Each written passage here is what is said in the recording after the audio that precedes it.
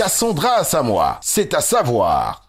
Alors dans C'est à savoir aujourd'hui, j'ai décidé de vous parler de l'origine de la musique classique et comment elle a été introduite en Europe. Alors tout comme le rock'n'roll des années 60 qui a été créé par des Africains des États-Unis et ensuite réadapté et popularisé à grande échelle par des icônes blanches telles que Elvis Presley, la musique classique, elle, a été introduite en Europe par le peuple maure. On désignait maure durant l'Antiquité les populations berbères d'Afrique du Nord. Le terme maure signifiait au cours du siècle dernier différents groupes ethniques et religieux ou pour décrire des musulmans ayant régné en Espagne ou encore des Européens d'origine africaine. Pour revenir à la musique classique, il faut savoir que le premier conservatoire de musique a été bâti en Espagne, toujours par les Maures, et les instruments phares de la musique classique tels que le violon, la harpe, la flûte ou le piano ont été inventés par des Africains de l'Égypte antique il y a plus de 5000 ans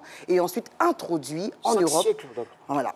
Ouais, et ensuite introduits en Europe, toujours par les Maures. Il faut savoir que le peuple maure a fait beaucoup pour la civilisation, dans la civilisation européenne, mais on y reviendra lors d'une prochaine chronique. Pour l'heure, j'espère que lorsque vous écouterez de la musique classique, aussi douce et enivrante soit-elle, vous penserez à l'origine, à l'Afrique et surtout au peuple maure. Voilà, Jean-Michel, c'était tout pour C'est à savoir. Merci beaucoup pour ce cours magistral. Merci. Oui, oui. J'ai une question pour elle. J'ai une question pour Cassandra. Alors, on explique la Côte d'Ivoire, l'appellation en rapport avec les éléphants. Mais pourquoi la Mauritanie? Comment vous expliquez l'appellation? Alors, c'est une très bonne question, parce que même moi aussi, j'ai appris. Ce sont les Grecs qui ont donné le nom Mauritanie, parce qu'ils estimaient que les habitants de ce pays avaient la peau très foncée et on ne voyait que les dents. Alors, en fait, Mauritanie, ça signifie pays des Noirs. Tiens, super. Voilà. On a acquis du savoir aujourd'hui.